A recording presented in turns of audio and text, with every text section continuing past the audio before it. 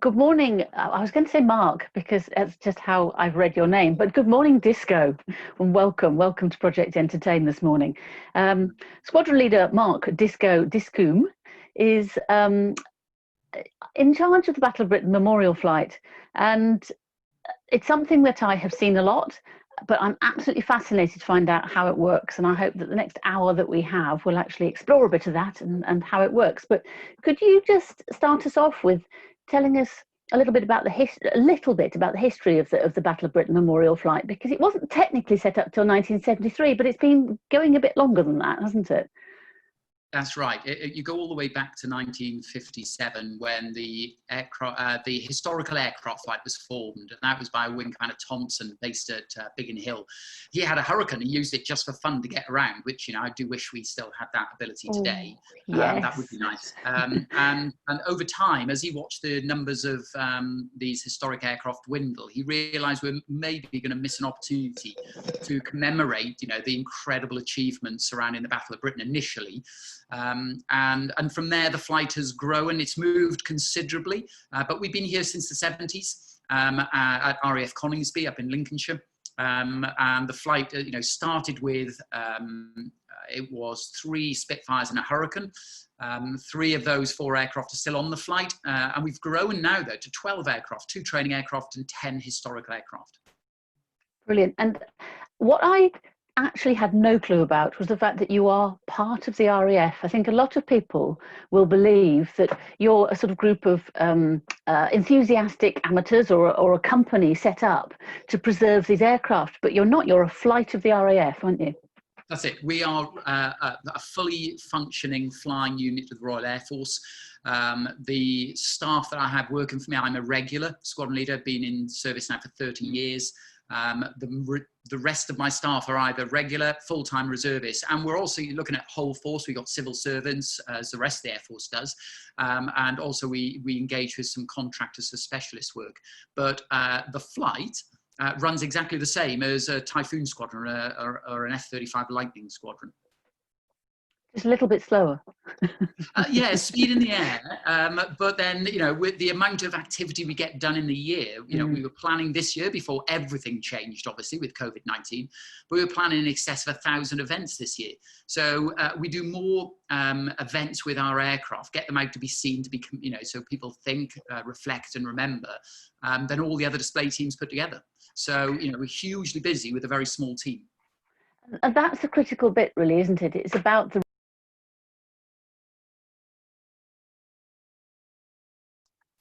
I believe we might have lost Annie. We've lost Annie. We've lost Annie. That's no good. Hang on 2 seconds, team, while we get Annie back. And I'm just a face as well, so that's no use to anyone, is it? My computer screen is down. Right, well, we'll just pause if that's all right, while we wait for Annie to get back. Well, I'll carry on going through sort of the question that was half asked. So where we are then as a flight, I've got 40 people that are in the hangar, and that's engineering, training staff. There's only 2 full-time aircrew. All the rest of my aircrew are actually operating frontline aircraft types. And, so if you look at it, we're really small. There's about 125 engineers on the Red Arrows, for example, for their 11 aircraft. For our 12 aircraft, I'm down to about 31 engineers. 1,000 events a year. We were planning 90 displays and 950 fly pasts this year. Now, I'm very lucky. I don't want to draw comparisons that were busier and whatever than the Red Arrows. Obviously, their 9 aircraft have to go together. People get a bit disappointed if just one Red Arrow. Can't have one Red Arrow, can you?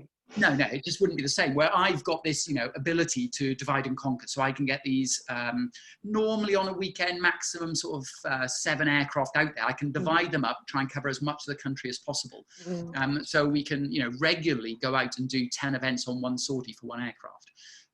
If it hadn't been for COVID-19, to give an example of what we were doing, for VE Day, we were planning to do just over 100 events in one day. So, it's really important for us to get the aircraft out there. It's not about the aircrew. I spend a lot of time reminding people. I love blending into the background.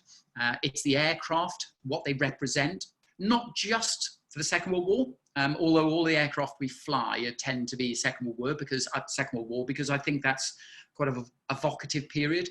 It's really where air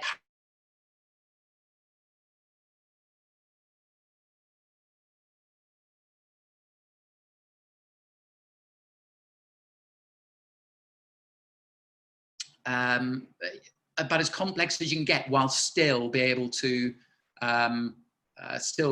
keep them serviceable, where jets are a bit trickier. And so, Disco, tell us about your career. How did you get to where you are at the moment? So I joined back in 1989. So yeah, just over 30 years of service now. Initially as an instructor. So after flying training, the system is called the creamy system. So they used to cream the best of training off and in. I always sort of say I'm a milky. The Air Force realised that getting the absolute best pilot doesn't give you the best instructor. I'm not saying I did badly through flying training, but I obviously passed. But at the same time, they were looking for people with the right aptitude. And I think that's hugely important for instructors, to have the right aptitude to be able to get that information across well. So by the time I was 20, I was an instructor at Lincoln-on-Ouse. At the end of that tour, at 23, I was displaying the Tucano around Britain and Northern Europe. And then after that, I went through training again, weapons training, and ended up on the Jaguar, where I spent most of my time at RAF Coldershall, finally ending up at Coningsby here. So it's home from home, in essence, just for the last bit of it as they shut RAF Coldershall. And then I've gone back into an instructional role. So I've also, before coming into this full-time post, I was instructing elementary flying training students. So the first ever sort of taste of airborne activity at RAF Cranwell. And then I arrived here about 2.5 years ago now, and I've been in command for just under 2 years. Brilliant. And so you've obviously had an expansive career. Was there a highlight in those roles? Was there something that really stands out for you? I think the highlight, apart from the job I'm in now, I think the highlight is always your first operational tour. And I say that or I was saying it to all the students at elementary flying training. The best tour you're probably going to get is that first tour, because it is just everything you've dreamed of, the excitement, seeing the world. I always remember, the first winter period on the Jaguar. Just before Christmas, I was flying low-level operational sorties, training sorties in northern Norway, in the Arctic Circle, minus 30 degrees. Came back, had Christmas, repacked my bags, and I found myself immediately afterwards flying around the dunes of Oman, plus 30 degrees. And to go from one extreme to the other, flying this, at the time, the incredible aircraft, making incredible friends and having incredible fun, as well as working, very hard, really sort of set the scene for me. So I think that first tour is always the biggest highlight. Thank you. And Annie, welcome back. Thank you. I do apologise, everyone. My computer just switched off. It's one of those adrenaline moments where you see 5 applications shutting down and everything going, and you're thinking, okay, this is going to take a few minutes to get back on again. I hope Amy's noticed. We did. So I do apologise. That's all right. We've spoken about Disco's career that's and my highlights. Moment for now. Oh, I think, well, yes, because of course I couldn't hear what you were talking about. But thinking about adrenaline, I'm going to stay on the subject of adrenaline. I think, having had my own rush for this morning, you presumably talked about the fact that you were at Lincoln-on-Ouse. You were training on the Tucanos, and you started doing aerobatics while you were there. Is that correct? Yeah, that's right. So I touched on it just when you were offline. And so, yeah, at the age of 23, I was the Tucano display pilot. So the way they did that at Lincoln-on-Ouse, they asked who wanted to be a display pilot. There were a few of us who were shortlisted, and then there was a competition. You came up with a way of doing what you thought was an eye-pleasing display. You presented it to the stage commander, and he selected who he wanted to be the display pilot. And then I did that for the 1994 display season. Have we lost Annie again? Yeah, she's frozen again. Oh, dear me. Brilliant. No. Okay. And how does that? So I'm still. You're still there. Keep going, hun. I can still hear you, but I don't know if you can hear me or not. Gosh, I tell you what, you hear this happening on BBC Radio 5 Live all the time, so I feel that we're in good company with this kind of thing. It's not as if we're the only ones in the world that it's happening to. So that aerobatics experience was obviously crucial to when you wanted to join the memorial flight itself, the BBMF. No, that was a long time ago, the display flying I did there. It's a world apart from what I do on BBMF. Whilst I had a flavour of what a display season felt like, it has definitely changed over the decades in between. And I think the role of the BBMF is very different. I suppose I did far less activity. I think in the 1994 display season, I did something like 29, 30 displays. Spent a lot of time on the ground engaging with people. And it was more about, the focus was about, flying the modern day Air Force, celebrating what we do right here, right now, and looking to engage with people as a recruitment tool, because I was in an instructional role. Where the flight here, we were probably less time on the ground, which seems odd, but the whole point of us is being a museum without walls. The idea is get these aircraft up into their natural environment. I always say, it's fantastic to go and see some of these aircraft in museums, and it really is good, and you see the most original form they can be in.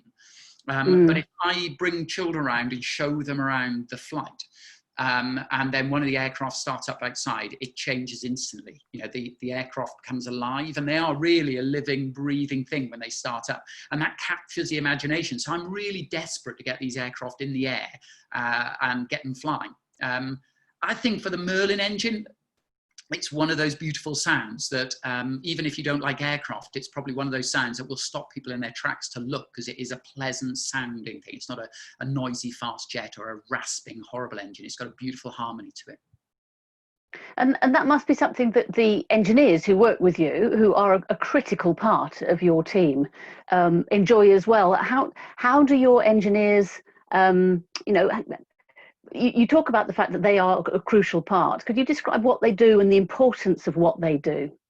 Yeah, without the engineers, then we turn into a museum. I can't say it as eloquently as Johnny Johnson, the last 5 in Dambuster, but when I talk to him, he is at pains to explain that whilst the aircrew may be in the limelight, without the engineering support, and it goes beyond that, for him in wartime, without the support of the nation, without the people in the factories, the people down the mines, none of it would have happened. And to be honest, nothing has changed with that. I get rid of my engineers, I can fly one more time, and then I've got museum pieces. They are all volunteers. All of them, because of the amount of time that we work over the summer and the time we work away from family. So they're all volunteers, and they've got a love for engineering, and I mean proper engineering. I say that working in the flight here is like owning a vintage car. They are vintage in their own right. The engineers get to tinker with them. They get to properly repair them. It isn't just line replaceable units. It was only recently we were doing a small repair on one of our Merlin engines on the Lancaster, and one of the engineers pretty much was covered in grease up to his elbows, and I've never seen him happier. He was sitting there with his hands right into the Merlin engine, trying to find a couple of little issues to sort out. So that's where they're the happiest, but they're then massively happy when they see the fruits of their labour. I haven't got engineers that want to work on these things, but keep them away from the aircrew, because we break things eventually, obviously, when we take them on. It's just the aircrew way, not intentionally, but it happens. They want the aircraft to go out there, and certainly over this period, with the pandemic, that maintenance period has been extended, not just because we didn't have any shows to go to initially, but also because we reduced numbers of people in the hangar. We were doing social distancing, everything else that you see out in society, we were doing. And therefore, there was a bit of frustration growing with them. Internal pressure to get these aircraft in the air, get them to where they belong. Yeah, and they just sound like amazing people. And I presume they also actually have to hand make spares. They do. So we just had a hairline crack found on one of the Spitfire wings. These things happen after a while. It's a standard repair job.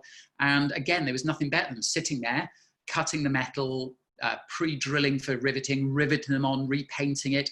And you'd look at it now and you'd never know that the repair was done, apart from, the small patch of paint, which isn't quite as faded as the bits around it, but a beautiful job. And they absolutely love that. So the more I can get them really involved with, proper engineering, the better.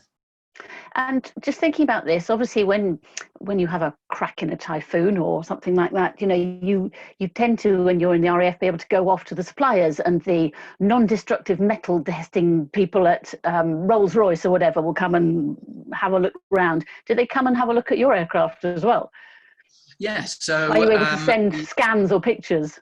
Yeah, so we have got exactly the same sort of airworthiness regime as any aircraft in the Royal Air Force, and we try to mirror that exactly. There may be a few changes here and there because of the age of the aircraft, but not much. So we will have non-destructive testing. The teams coming in from 71 Squadron. We will engage. We've got a few contractors out there. So there is quite a good business for two-seat Spitfire trips, which means if there's money to be made, there's obviously companies who are there to make that money. So there's some really good supply networks in there for us. I'm pains to say that we can fly these aircraft forever. They are, and I'm going to be very disingenuous initially, but I will back this up. If you can bend a bit of metal and rivet it together, you can make a Spitfire. Now it's more than that. It's craftsmen and craftwomen who are doing this incredible job, passionate job to keep these things flying. But there are companies right now in the UK where I can go to and say, can I have a new Spitfire wing? Can I have a Spitfire fuselage? And they'll make me a new one. And nobody wants a new Spitfire. Everything is with provenance. So yes. There's nothing better than me going in the hangar, showing people so that's very, very rich, isn't it? The country's Mark II Spitfire, the only Spitfire that's still flying, that took part in the Battle of Britain. That's the history. That's when you sit in the cockpit and you get to smell, and that evocative smell of history there. I always say it's like opening an old book. You get there, you get the smell of leather, fuel, oil, and it does take you back. In fact, I remember smell is such an important thing with memory. I landed an aircraft on the 75th anniversary of the Battle of Britain, 5 years ago now. And the first person to get to the aircraft that I had landed in was Geoffrey Wellham, the youngest pilot in the Battle of Britain. Sadly passed away since. But the first thing he said to me is, do you mind if I stick my head in the cockpit and have a quick smell? And you could just see the memories flooding back.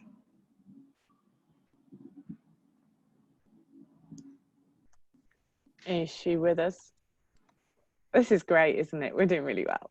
Disco, you're doing fabulously, hon. Annie, are you with us? Nope, she's not. We'll carry on. Annie's computer has died again, so we're just going to carry on forward. So I know you talked there about the work that you're doing with schools and tours of the hangar, and that was something that you were really passionate about when we spoke earlier. So do you want to tell us a little bit about that piece? Yeah, so it's hugely important for me, as whilst I say we're a museum without walls and I want to get these aircraft flying, there's so much more engagement we can do. So whilst I'm sitting in front of a computer now chatting to you, I've been doing that in the evenings with the Air Training Corps, with their virtual parade nights. And we also have a lot of people coming in the hangar normally. It's much reduced at the moment. So Lincolnshire County Council have a visitor centre, and we can get around 25,000 people a year coming through for a tour down the side of our hangar. And that's hugely important because that's another 25,000 people who are in Lincolnshire for holiday, possibly quite often they're locals who come back regularly to come and listen to the stories, because I think the guides are incredibly good. They're all volunteers and they're brilliant at bringing these aircraft to life with some of the stories of what they represent and what some of the actual aircraft did in the war as well. So that's hugely important. And also, as a station, RAF Coningsby has got a really good active STEM programme. So we see a lot of youth organisations coming in to go through that. And as a flight, I'm really proud to be working with the John Eggin Trust with their Blue Skies programme as well, with their children's programme, to bring people in. And that's not just about looking backwards. That's really trying to engage with the youth who maybe have not got the best start, have got challenges in their life, to explain that actually, myself from a working class background, with the right determination, the right sort of like drive to do something, and hard work, anyone can make it. I always say it's worth having a plan B, a plan C, a plan D, but you've got to aim for what you want and work for it. So it's hugely important for me to engage sort of with the younger generation. Of course, Annie came back, but I think we might have lost her again. So we're just gonna keep ploughing forward. That's all right. So obviously, some of the challenges that have come up in the last few months with COVID. Do you want to talk to us a little bit about how your team are overcoming those and what you see the future looking like? Yes. So I think I started this season, my second season in command, thinking the routine day-to-day business of being the boss, I've got that under control now. I understand what I'm doing. And I was hoping to spread the wings a little bit more and do, a few different things. Nobody could have seen the global pandemic coming. And certainly from a managerial point of view, it's made me incredibly busy. Disappointingly, I don't have a lot of the flying to do to take away that sort of stressful managerial side of it. But it's being the boss, it's being the manager that I actually really enjoy. So we had a very similar thing to everybody else. It was, stop non-essential work, finding out what is essential, because it would be very easy to go, but BBMF, you're not essential, go home, put your feet up, furlough in essence. But we got clear direction very early on that they realised, the government, and this is all at government level, realised that there would be opportunities in the year to commemorate what's been come before us for our freedoms. There were some things as well with the struggle of Nazi Germany, with the struggle we're going through now and the loss of some freedoms. And they thought, no, we need to have a fly past capability. And that was the same with us and the Red Arrows. So we started a very low-key process. Engineering-wise, I went into a shift system to make sure that we minimise the people in the hangar floor. So the hangar's the size of a large supermarket, and I would generally have about 7 to 8 people in there. So social distancing was quite straightforward. The tasks that I had, where the 2-metre barriers would be broken down, we looked at using face coverings early on. We had lots of risk assessments in. And then over time, as those restrictions have reduced to the point where the government said, if you can't work from home, you must return to work. Well, I can't give everyone a Spitfire to take home into the area. So they have to come into work. And then we've spent a lot of time, but walking around the flight, every door has got a maximum occupancy. I've got 2-metre marks to remind people. And I've asked my team to be conscientious about social distancing and what they're doing, conscientious, but also courteous to others as a reminder, because people are generally, we are, the human race is quite an interactive race. We want to be close, we want to engage with people, but just to step back and remind people. And most importantly, that it's a team event.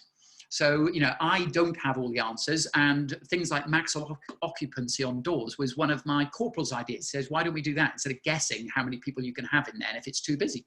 Brilliant, fix the problem. So I think we've done really well there, but it's still a learning process. Every time a new requirement comes in, very much like us going shopping, what is acceptable now? Do I have to have a mask? What do I need to do? It's reduced what we could do, but I'm very lucky that I suppose that the reduction in my ability to generate aircraft has been matched by the reduction in the requirement for the aircraft. We haven't had many events. The first event we did was Honorary Colonel, Captain as he was at the time, Tom Moore.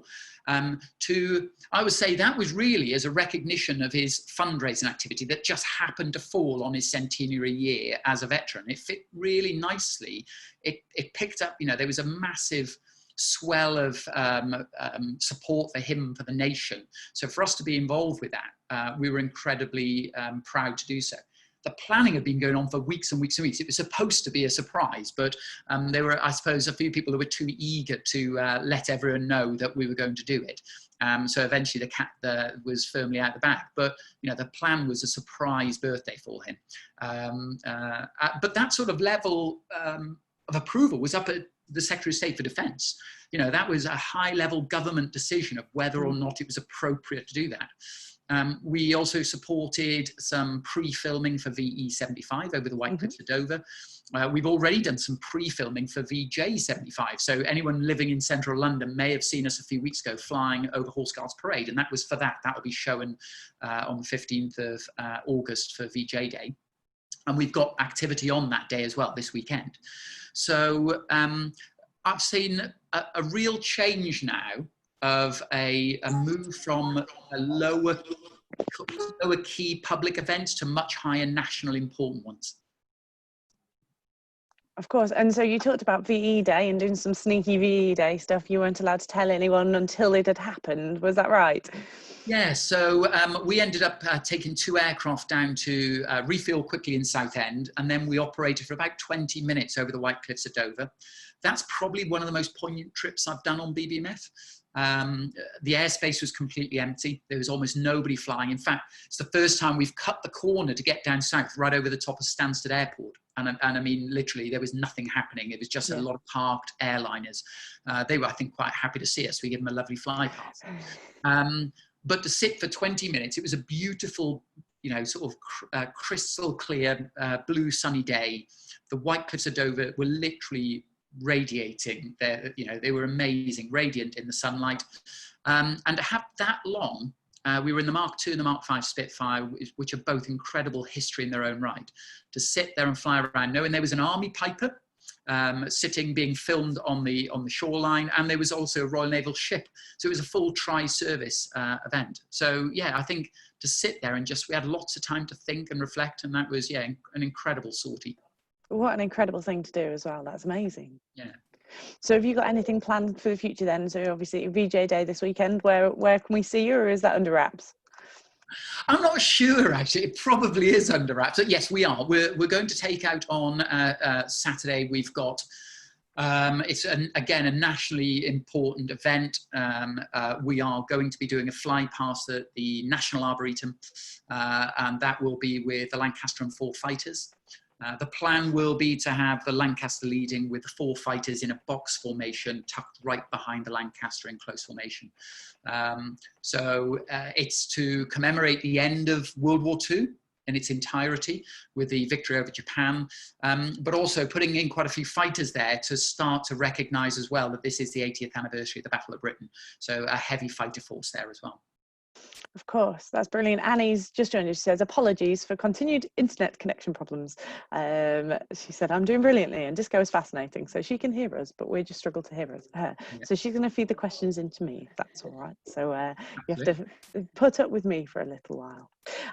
Fabulous. So that's brilliant. That's we're all exciting to see where you end up, whether that's under wraps or not. We'll find out. It's brilliant. So you were talking about the filming you were doing when we talked earlier. So you've got an ITV film crew with you at the moment?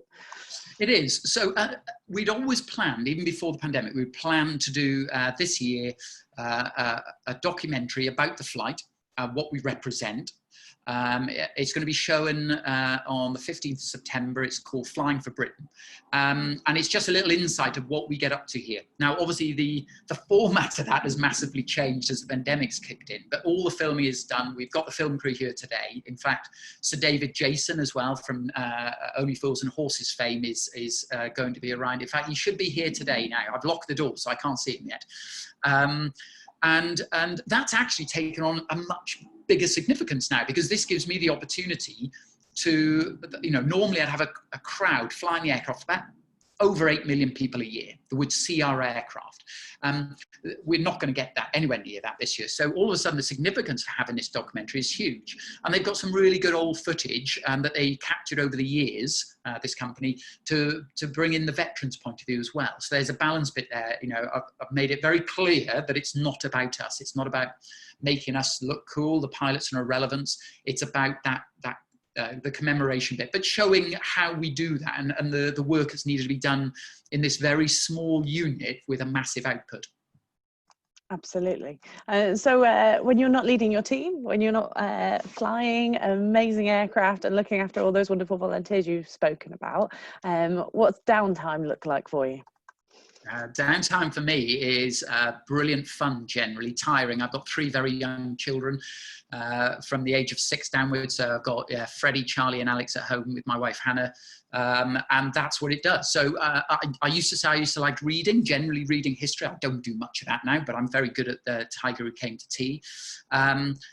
I fly if I can. And my two elder children have both gone flying with me in light aircraft and absolutely adore it. So I love that. When we can travel again, I'd like to go skiing. But on the whole, it's getting home, having fun, splashing around the paddling pool. It's as simple as that. Learning how to ride a bike. That's my children, not me. I was going to say, that's if you've got stabilizers on, but you fly some of the planes you do, that's an impressive image. That's so lovely. Can I just remind anyone on the chat that if they wanted to feed in comments and questions, they can do that through the chat function. So that's, if you're on your computer, it's the bottom middle, and if you're on a smart device, it's the top right hand corner, which would be lovely. So what are the challenges that you're facing at the moment? So we've talked about highlights of your career. We've talked about the things that really stood out to you. Is there things that have been a little bit more challenging, and what have you learned from them? Yeah, I think the hardest bit of Battle of Britain Memorial Flight is really showing everyone the importance of what we do and what we represent. Obviously, we're in the process now of doing integrated review, which is the right thing to do. Every 5 or so years, the government looks and says, what are we spending our money on, and are we getting value for that? And is it something we want to continue? Was called the the Strategic Defence and Security Review in the past. So I've had a challenging time doing that, trying to articulate the importance of the flight. It's quite an easy, I think, battle for me when I'm talking to seniors within the Royal Air Force. Everyone understands the important history, and as the famous saying goes, you know, the people that forget the history are doomed to repeat it. So I think it's hugely important for us to do that, but it's got to be a balance of, is this the right way to do it? So for me, over the last few months, that's been really challenging. It's been challenging for me managing my team. They're incredibly devoted to coming in and doing things, but at the same time, I've got to balance that up with the risks and the pressure they have at home, with childcare, with you know, quite a few of them have got key workers in the NHS at home, and trying to balance that out. But on the whole, I'm very blessed, I think, to have some of the best people working here. They're all volunteers. They all want to be here. And I've got people queuing up to come through the door. So a lot of the problems that would be seen on other units and other businesses actually kind of fade away a little bit. Everyone moans, as I'm told by Mandy, my senior engineering officer. You know, if people have stopped moaning, they've stopped caring. So there's times where I do say that they care a lot. But I want to hear that, and there's nothing better. My door is always open, that people just wander in and say, can I grab a seat, boss? And they just tell me a few things. You go, okay, yeah, right, interesting. Sometimes people don't understand why we're not doing things, and there's a good reason we're not. But I'd say majority of the time, I've got some very well-educated, thoughtful and intelligent people that actually say, no, this would be a good idea. And I sit and go, yeah, it is. And certainly I'm the first to stand up in front of my team and say, you know, nobody's got the monopoly on good ideas. And that's, in fact, some of the best people are the ones who have just walked into the job. They're literally in the first few weeks they're here to say, why do we do that? And they're the ones we need to listen to. It's funny you should say about the boss. So we've had a question here from Lisa. She said, question for the boss. How much are you all looking forward to welcoming your lovely veterans back to fly again when you can safely? They are the best. So most people would assume, hi Lisa, most people would assume that the highlight of being OCBBF, all part of BBF, is flying the aircraft. I can't deny that is a good cherry on top of the cake, but it isn't the thing I will take away. The thing I take away most is the absolute honour and privilege of meeting our veterans. We're still very privileged to have the Second World War still in living history. And you will sit down and talk to these gentlemen, and they're literally, their stories are what films have been made of. We recently, unfortunately, I couldn't attend because I was on leave and I'd already planned a few things, but we've been down south to visit some of our Sussex veterans. We pick up the phone regularly and talk to them during their lockdown. I know we've sent them cakes and scones. We have a very good group of close veterans that you know, really feel part of the family. And I know George has said to us, he goes, you know, our end of season guest night is the highlight of the year for him. He loves coming to it and being it. It's that military ethos that we've got. And for us, if they weren't there at our end of season guest night, it wouldn't be the same. It's always brilliant to have lots of tables laid out. We're all in our uniform. We're having a lovely dinner, but sitting at the table with you is a real hero. So, you know, that has been fantastic for us. We miss them dearly. We have gone to visit them now in lockdown. For some of them, it was the first time that they'd really seen anybody else. and we'll do it again. If I can't get them up here to the end of season guest night, they've all got save the date cards, and that's the first thing they mention to me when I ring them up. Then I've said that I will put on afternoon tea for them under the Lancaster. I'll do something so they can come up and just sit and relax, you know, in what I like to think they think is their home from home. That's lovely. Oh, and sending cake as well. What a lovely thing to do. It's very good. Thank you. I didn't know how good it was. So it was Squad Leader Sugden. Sug's my my eventual replacement who sent the cake. So I'm sure it went down all right, or is being used as a doorstop or something. We're not sure. So you talk about eventual replacement then. Do you want to talk a little bit about that? What's the future for yourself? Yeah, so we've got a really good succession system when we're on the flight. I think if you go far enough back, a couple of decades ago, it was almost like, I know OCB MF, I bought him a B, he said I can have his job. Now it's far more structured. So when I applied, 19 people applied. It was shortlisted down to 4 people. We had an hour-long interview with the station commander, OC Ops, and the you know, the boss that you would be replacing, and there was a flying test, and then the all important social in the evening to see how you fit in with the team. So when I was selected, so I was selected back at the end of 14. You do then 4 years part-time. Because when you become the boss, I air test the aircraft. I am the Royal Air Force's subject matter expert on these aircraft, and that can't happen overnight. So it's a 4-year leading where I was doing a busy job as Deputy Officer Commanding Elementary Flying Training at Cranwell, and then obviously trying to do a second job over here as the Unit Flight Safety Officer and learning about all the aircraft, all the displays. And then I took over. So my replacement, Squadron Leader Sugden, this is his 3rd year. And he's got 1 more year of flying before he takes over from me. And we're actually now starting the process to get his replacement. So next year, probably the only time in the Royal Air Force this happens, there'll be me as the boss, my replacement, and his replacement all flying together. Oh, wow. But that's hugely important. And there was talk from people saying, well, wouldn't it be better just do 3 years? And then there's, you know, you never have that many people in there. It doesn't work. And the 4th year for me really did give me that opportunity to settle down in everything I knew. Up to that, the first 3 years I was learning, and that 4 years, the 4th year was my consolidation to feel comfortable, because I have to now instruct in the Chipmunk. I have to do the air testing of Spitfires that have literally been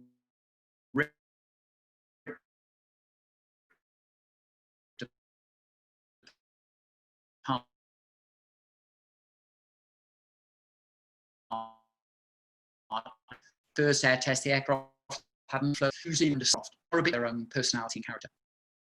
And that ties really nicely into our next question, Disco, which is a question from Peter. He says, are there any plans to add further aircraft, such as the Mosquito? I think in this day and age with airworthiness, so the Mosquito is a great example. They're making new Mosquitoes, and we've got to call them new really, but they generally use some sort of parts from an existing one, but generally they're new aircraft. To bring that in, a new aircraft type made by a company we don't know, we haven't assured, we don't know what glue they're using to stick this wood together, and all the other process, I think would be too difficult in this day and age. I also think that the flight would then start to outgrow where we are. So I think where we are is about as big as we can get with a footprint. If we got the flight to be too big, I think we would eventually just slowly self-implode, because, you know, all of a sudden people would look and go, why are we spending this much money on this size of endeavour? I think we are in a good position that we are now. And also, if you look at not just the number of aircraft, but the types, you bring in extra types and there's extra complexity. So every time, for example, for the Typhoon, we've, you know, over 100 of them in service. If you need to put a new radio in, you just do one service modification and then you put them in all these identical aircraft. For us, we've gone through that process and we got 5 different types that all needed to do this work. So it's a huge amount of effort. So if you bring in a different type, it brings in another whole level of sort of backroom, what we call the project team work to keep them airworthy. So, and certainly jets, sometimes that comes up. What about a Meteor or a Vampire? The complexities of that would cripple us. You'd end up putting, you know, 80% of your effort into those for 20% of the output. And for me, you know, the Second World War aircraft really do resonate with people, and there's a good balance between the ease of operating and maintenance compared to what they represent. So I think where we are is probably where we'll stay. Thank you, Peter. I hope that answered your question, and I think that's almost a common sense approach there, Disco. Lovely. We've not had any further questions through, Disco, so I just want to say a super thank you for your time and for joining us and for putting up with some of our more technical challenges. I know Annie, bless her, had prepped all these questions and all this good structure, and I have slightly winged it, so I hope that was all right, but we are very grateful for your time. Yeah, it's been brilliant. And hopefully Annie will be able to watch it on YouTube later on and then see what she missed. Absolutely. So do you want to give a plug for your visitor centre when that's open again? Do you want to let people know how they can come and see you eventually? Yeah, so it is actually open now, but in a much reduced format. So the visitor centre, they're taking online bookings only. It's a week in advance, groups of up to 5 and only 6 in a day. So we're looking at around 30 people. They can vary it slightly if you're obviously in a big family group. So, you know, when normally you'd be getting 200 through the door a day, we're down to 30. And also the shop is very limited, and they're not doing any teas and snacks, and the toilets are closed and things like that. Well, they're open for those people that come in. So it's much reduced, but if people do want to come along, go online to the visitor centre by the Lincolnshire County Council, book yourself a ticket and come in. And you'll see a working Royal Air Force hangar, and without doubt, and I can say this, and I've said it to people who operate fast jets, the best hangar in the Royal Air Force. So well worth coming along and seeing some incredible aircraft and some incredible stories behind them. I imagine that's incredibly fascinating. So it was a great plug as well there. I'm sure they'll be very pleased. Thank you for your time, Disco. We have a little tradition on these sessions where we raise our mug to you. So my mug is currently propping up my computer, so I'm going to raise my flask to you. Product placement, so there you go, I'll raise glasses. Tesco is really, this technology has really let us down today, but never mind, we got through. So we're very grateful. We had a lovely comment here from Disco, from Karen saying, thank you, Disco. It's been really interesting. Can't wait to come back and visit again soon. Stephen says, excellent as well. Thank you. So there's lots of lovely comments. So that's brilliant. Thank you so much for your time today. I hope that ITV are nicer to, just as nice as we've been to you, and they're not too challenging. Thank you. Lovely, and we look forward to seeing you on our televisions. Did you say that was the 15th of September was the Battle of Britain? 15th of September, Battle of Britain Day, Flying for Britain on ITV. Lovely, we will all tune into that one as well. Thank you for joining us today. Thank you everyone else as well for joining us, and we'll see you later in the week. Have a good week.